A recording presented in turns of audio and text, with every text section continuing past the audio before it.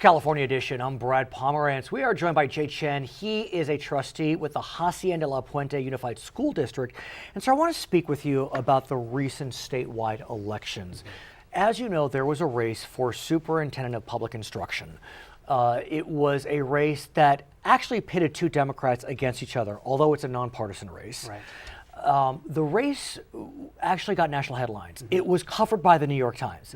Not the LA Times, which of course covered it, the New York Times. What do you make of the fact that so much national attention was paid to that race? Well, I think it goes to show that people are hungering for change and improvement in our educational system. And most of the time when you hear headlines, especially from California or Los Angeles, about what's happening in education, it's not very good news.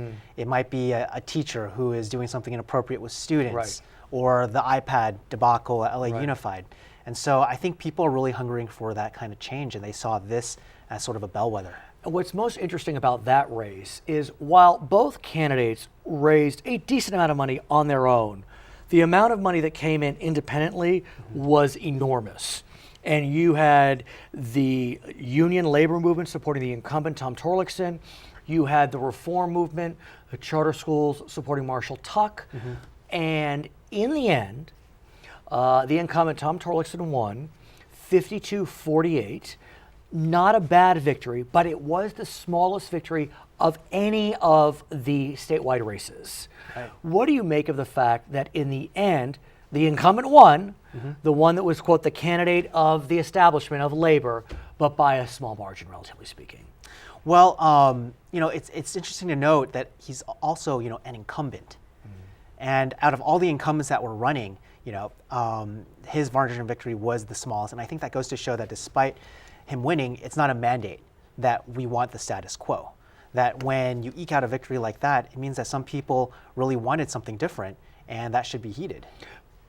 But will he and or his allies heed that warning? Because it's undeniable, like you said, that there is a hunger for change in education.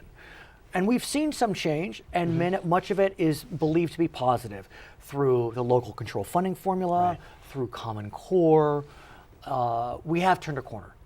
Prop 30 restored lots of funding, but you can feel it out there. There's still this sense that that the ship is not sailing properly with K-12 education. Right, and you know, I think the teachers union understands that, which is why they supported to an extent. Do you though? I mean, let me push you if I may, because you know, there's a sense that the teachers union, while they may have jumped on board on LCFF and they're okay with Common Core, on the question of teacher tenure, on the question of teacher dismissal, they are not on board in terms of reform. We know there was a decision in June known as the Vergara case. And in that case, the court, in very strong terms, called California's education code and its implementation thereof unconstitutional. And I mean, if you read the opinion, it was really quite stinging. And the teachers union does not seem to be willing to look at those questions about teacher tenure, teacher seniority, teacher dismissal.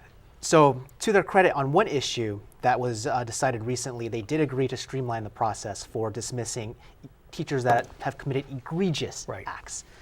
But the problem here is you shouldn't have to commit an egregious act, such as feeding bodily fluids to a student, in order to be dismissed. And that is not a hypothetical. That is an accurate case from the Miramonte School District, or school, I should say, part of LAUSD. And what's so galling to some is that individual who was feeding his male bodily fluids to his students for years received a 25-year sentence. That seemed fine, but a $40,000 payout from LAUSD. Now, under the reforms that you mentioned passed by the legislature after the Vergara decision, I believe he would have been covered and the dismissal would have been streamlined. But good grief, I mean, that's a political ad. But that is, you know, it shouldn't get to that point. There are other teachers who commit acts not as egregious, but should still be subject to the kind of discipline process that you would see in other sectors of the industry. Another political ad, if you ask me, is the following. So every year, a certain number of teachers are dismissed for incompetency in California. I learned that that number is 2. Not 2 in Hacienda La Puente, 2 in the state. Almost 30,000 teachers in the state, 2. Right. 0.0008%. Right. I don't know of many professions where the termination rate is that good. Right. Or bad, however you want to say it. That's a political ad. Yeah, and the fact is it costs a lot of money because of all the regulations that are in place in order to dismiss a teacher if they are not competent. There's so many hoops that you have to jump through that districts find it, they're operating as a business as well. If it's going to cost us $100,000 to go through all the legal procedure to name this teacher incompetent and get them removed, or will they walk away for $40,000? And I understand that. And it is a cost-benefit analysis, and that's not unique to school districts.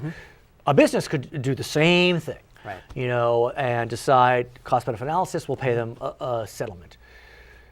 But the optics of that don't work. Right. And it's the fact that after 2 years, you have pretty much a job for life. You get tenure. And I think that it is kind of a disservice to the teaching industry when they say, after 2 years, we know how good you are and you're going to have that job for life. When in academia, it'll take 5, 7 years, much longer. And we should treat the teaching profession, K-12, with the same amount of respect. See, I'm wondering though, I mean, if I'm in the suite of the California Teachers Association, I looked at the ads, I looked at the mailers that were put out. Mr. Torlakson was on the side of the status quo, and I'm not casting an aspersion. It just, he was supporting the status quo. He was part of the team that chose to appeal Vergara. Mr. Tuck, clearly supporting the Vergara decision, wanting teacher tenure reforms, wanting teacher dismissal reforms. And who won? Mr. Torlakson. So if I'm the teachers union, I would say to myself, well, the voters have spoken. We don't need to actually, how many people voted? Well, that's a whole other conversation, right? Right. The worst turnout in history, modern history, I should say. Right.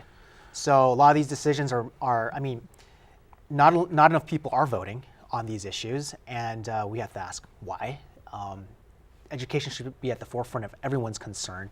And so this case generated a lot of attention, but one of the reasons why a lot of people didn't vote was also because it was placed way down at the end of the ballot. What's even crazier is I got my ballot.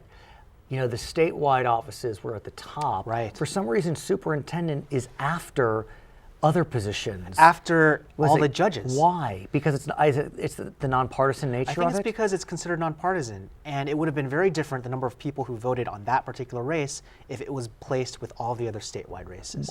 Do you know? I mean, what I don't know. We'll have to ask. I don't know, but I think it has to do with the fact that it's nonpartisan, so they group it with the judges, but maybe you can have it before the judge races. Right. Because honestly, you're going to go through all those races, and there's a drop-off in interest. Right. Let's talk about turnout. It's got to be frustrating for you as an elected official to see the turnout be so abysmal. I read in the Los Angeles Times that in 19 counties, turnout between 2000 and the 10 midterm and this midterm, in 19 counties, over 30% drop-off. Wow. 30%. That's a massive number. And LA County was one of those 19. Right. And you represent portions of LA County. Yeah. What's going on?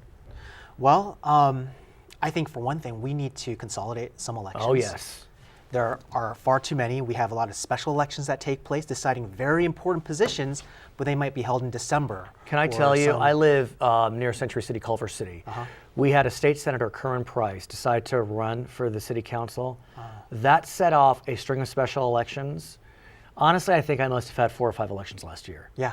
Because the Senate seat came up, then the Assembly seat came up, and then the school board seat came up, and it just kept going. Right. It creates these chain reactions, and it costs the county and governments a lot of money to hold these elections, and people just get tired because it's on a Tuesday, and that's another issue, right? This whole idea of voting on Tuesday. So many things to talk about. Will you come back?